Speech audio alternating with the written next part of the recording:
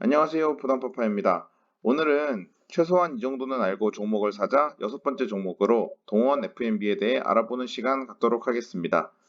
시작하기 전에 좋아요와 구독 버튼 눌러주시는 거 잊지 않으셨죠? 그럼 시작하겠습니다. 동원 F&B의 주가 흐름에 영향을 주었던 동원그룹의 지배구조입니다. 현재 지주회사인 동원 엔터프라이즈와 중간지주사인 동원산업의 합병이 추진 중이며 지난 27일에 최종 합병 비율이 공시되었습니다. 처음 발표된 합병 비율이 일반 주주들에게 불리한 조건이라는 이유로 반발이 많이 있었고 동원 참치 불매 운동도 있었습니다. 동원 F&B는 괜한 피해자였고요. 아무튼 이 문제는 어찌되었건 1대 2.7의 비율로 합병되는 것으로 종결될 예정입니다. 동원 F&B의 주요 사업의 내용입니다. 휘하에 여러 자회사를 거느리고 있는데 종합해보면 식품과 조미료 그리고 사료 등의 식료품 사업을 주 사업으로 영위하고 있는 회사임을 알 수 있습니다. 전체 매출의 대다수가 일반 식품과 조미 유통 부분에서 발생되는데 아래 보시면 잘 아시는 식품 브랜드들이 있으실 겁니다. 이게 다 동원 F&B의 제품들이라고 보시면 됩니다. 생각보다 우리 실생활에 많이 침투되어 있는 기업이라고 보시면 됩니다. 지역별 매출을 보면 전체 매출의 97%가 대한민국에서 발생되는 것을 알 수 있습니다. 즉, 내수주임이 드러나는 부분이죠. 그리고 주요 제품들을 보면 상당한 점유율을 가진 제품군을 다수 가지고 있음을 알 수 있습니다.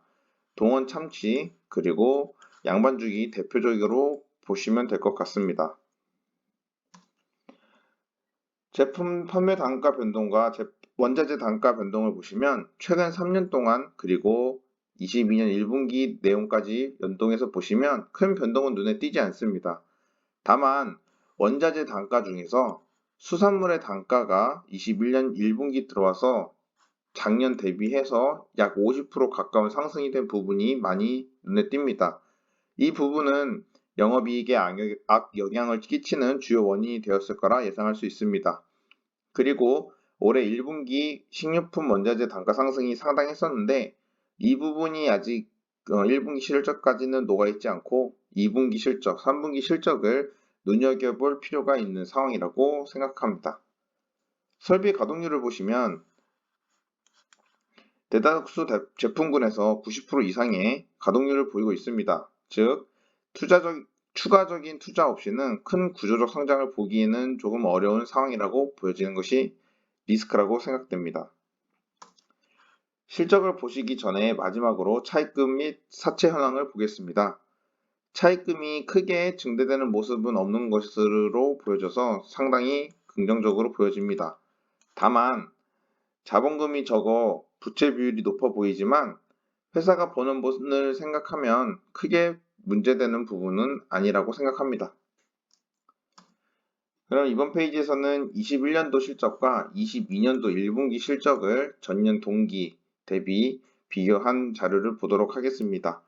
21년은 매출은 20년 대비해서 10% 증가가 되었고 영업이익도 약 12% 증가하였습니다. 긍정적인 성장을 했다고 볼 수 있었습니다. 다만 22년도 1분기에는 매출은 14%가 증가하였지만 원가가 18% 상승된 부분이 크게 영향을 미쳐서 영업이익이 27% 감소되었습니다. 영업 비용이 많은 부분 증가된 부분이 있는데 이 부분의 상당수가 인건비와 운송 보관료 항목이 큰 상승을 보여준 부분을 상세 자료에서 알 수 있었습니다.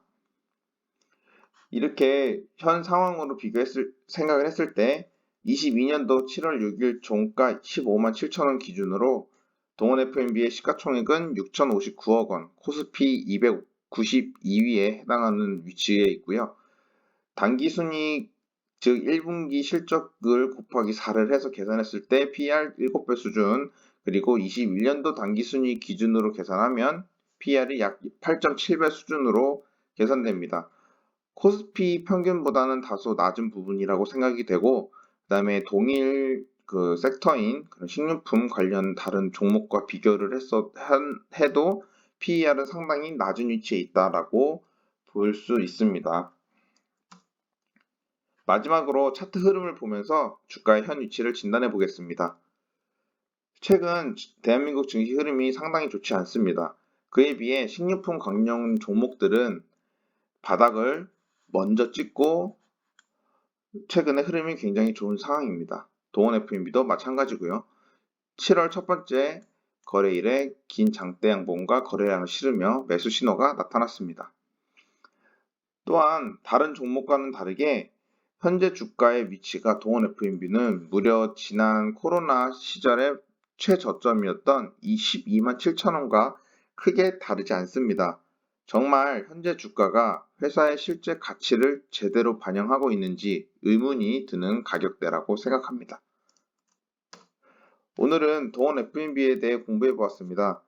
일상의 많은 부분에 알게 모르게 많이 들어와 있는 종목이기도 했고요.